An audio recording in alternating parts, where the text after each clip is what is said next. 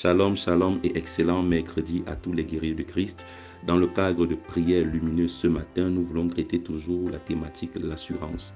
Et pour cela, nous allons ouvrir nos Bibles dans 1 Thessaloniciens chapitre 2, le verset 2.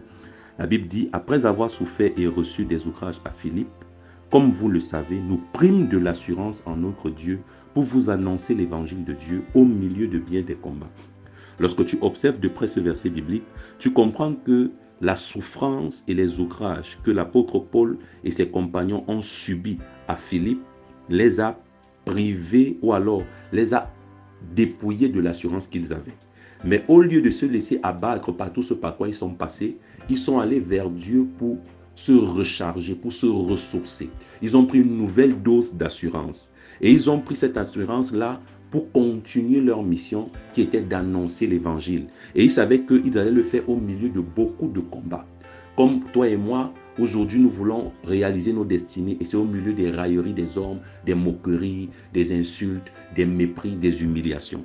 Mais rien de tout cela ne peut stopper un homme rempli d'assurance. Lorsque quelqu'un manque d'assurance, la souffrance, les railleries, les moqueries, l'humiliation peut empêcher à cet homme de continuer d'avancer. Mais l'apôtre Paul et ses compagnons ont pris de l'assurance en Dieu.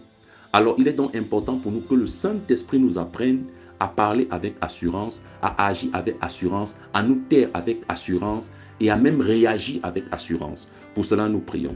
Excellent Saint-Esprit, ce matin, nous sommes au-devant de toi parce que nous reconnaissons que en cette saison, nous manquons d'une bonne dose d'assurance. Nous voulons pour cela, Père éternel, que tu nous aides, que tu nous rendes ministère.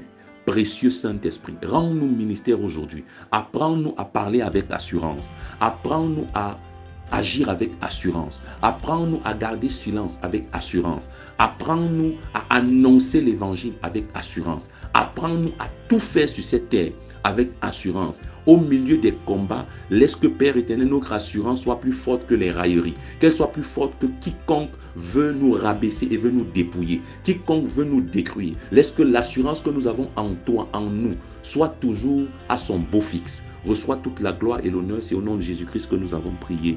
Amen. Tu es hautement béni et que le Saint-Esprit nous conduise. Shalom.